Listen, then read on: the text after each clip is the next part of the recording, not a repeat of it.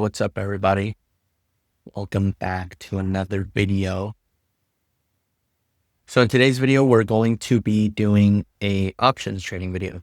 I've been getting this video requested a lot, and I finally decided to do it for you guys. So hopefully this helps, and hopefully this gives you guys a lot more knowledge about trading options and how my strategy works and all that stuff. So let's get into the video. So here you see NVIDIA. I'm going to be going over a trade that I did yesterday for the account challenge. I don't know why I said account challenge. I'm sure some of you are familiar with that watching this video right now, but for anybody that is not familiar with it, we're doing a 10K to 100K account challenge. Again, right here, we have NVIDIA. This was a trade I took yesterday. We took this trade right here on this vertical line right here on this candle. We're going to be going over pretty much like a trade recap, but I'm going to integrate the strategy with it as well because I did take for the strategy. But right here, we see NVIDIA open up green and went up like $1 and some. And then next 5 minutes, it rejects, breaks past this 201.03 level, which was support. It was heading for this resistance at 203.77, but it couldn't break it. And then it went below the 90 MA and VWAP, which are both the most important indicators I use. So before we go over anything right now, actually, make sure to write down my strategy is entry off of the 5 minute using VWAP and 90 MA and also using price levels. These are kind of like support and demand levels, you could say. I think of them as like where buyers and sellers like to step in, but they're pretty much supply and demand. We're here, broke past the 90 MA and VWAP. You could have caught puts here, so it broke. This became support when it had gone towards this 203. So it broke support at the 201.03. And then it came back down to this next support level, which was 198.60. Well, seeing this, we've seen NVIDIA bounce off of this 298.60 level back up towards the 201.03. So it recovered past this. So this becomes resistance. This is now support, and it has to break above this level cleanly to go back to this resistance where I wanted to go to at first. And you might be thinking, okay, why didn't you enter off of this candle or this candle? So we can see that NVIDIA bounced here and closed above the 90 MA and VWAP. Even though it did close above it, this can always reverse back down. We've seen this plenty of times. So always be careful of that. When stocks want to retrace the 9 and VWAP, be careful because this can just be a retracement and a better entry for puts. And this can go as low as it went right here. This can go even lower to the next support resistance, which is 196.48. Always be mindful. This wasn't even a clean recovery either. So, and then it closed really above the 90 MA and VWAP on this candle, but it was barely breaking resistance here at the 203 or 201.03 level. So I waited for even more confirmation for it to close above the level, close above the 90 MA, and close above VWAP. All this looks good. Entry was this candle. I got right here. That's 203.77 level. Perfect entry and exit from the 201 level, which was resistance, to the 203.77, which was the next resistance. Pretty much scalped this for 30%, but it was a very solid trade. Everything looked good. You see, it was above the 9 and VWAP and above this level, so it was okay for me to enter. And vice versa. I'll use a different example if I were to take puts. So it's vice versa. Like you want the stock to be trending above the 90 MA and VWAP and above the levels for calls. If you want to take puts, you want it to be pretty much downtrending under 90 MA, under VWAP, under this level. Let me go back up. Right here would have been a great entry. We see this level break, which will support.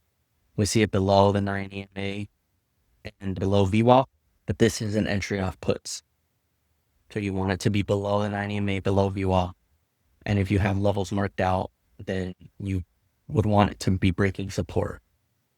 Not always, you don't have to have levels marked out. There's plenty of people that just use the 90 MA and VWAP, but I use the levels as well. So I try to integrate that with my strategy. And then always take entries off of the 5 minute. You can switch from 1 minute to 5 minute while you're in the trade. And I do as well, but I strictly enter just off of the 5 minute. But yeah, that is the strategy in play. Write down 5 minute entry plus VWAP plus 9 EMA plus levels. You can name it price levels, support and demand, or supply and demand levels, support and resistance levels, anything like that, but just put price levels. Make sure to write that down. And that is literally the strategy written down on a paper or written down anywhere. And that's what you want to look for. So for puts, you want it to be below 90 MA, below VWAP. For calls, you want it to be above 90 MA and above VWAP.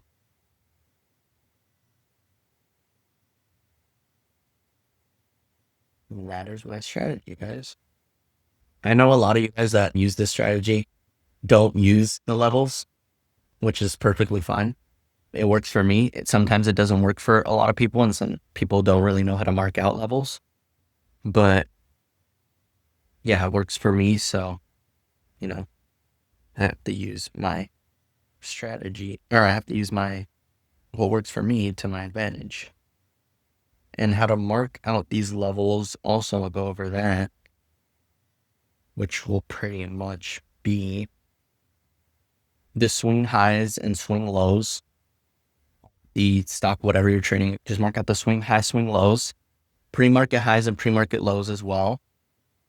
And then round numbers, which I mean like $100, $200, $300. So when the stock hits that number, like $100, $200, $300, $400, you will want to pay attention to those numbers because it could indicate a lot of buying pressure or a lot of selling pressure.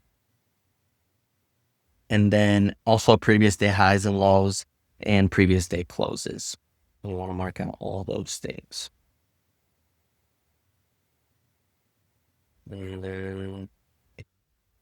So it's very, very simple.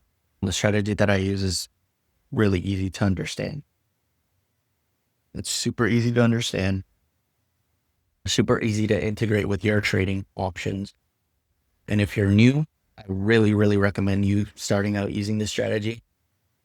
This has helped a lot of people, especially the people in the Discord and all that stuff. They started using this strategy and they've seen a lot of changes, like, oh, it actually works.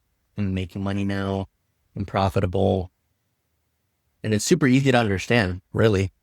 I mean, you just have to pay attention that if it's above a 9 and above VWAP for calls, below, then it puts. But I really do recommend you guys adding this stuff to your strategy as well. Whatever strategy you trade, to be honest, levels help a lot.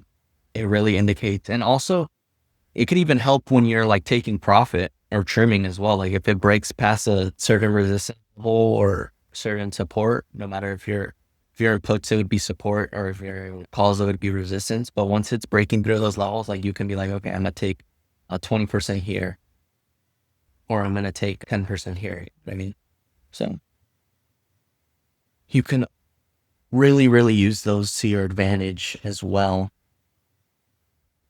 But yeah, this is pretty much the strategy.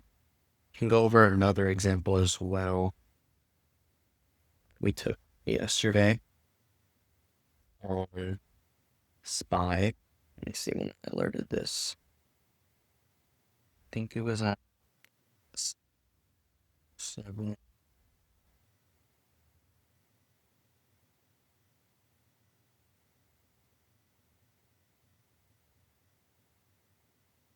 Oh no, 640 or 654. Sorry.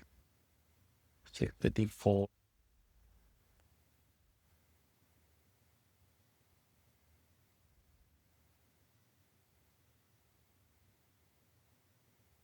Sorry, here on this candle. And this was calls as well. So let me see here. SPY is, oh, doing it right?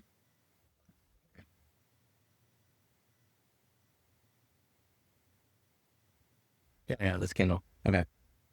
So you can see right here, SPY was already coming in low throughout the pre-market. And then right, market opened, came down to this support level here at 740.92. So I'm already watching SPY here bounce off of this level. You can see that I tried to break it twice right here, did it. And then it really closed above right here on this candle, which got bought back up. Broke this, which became resistance as SPY was already down, which was 743.44.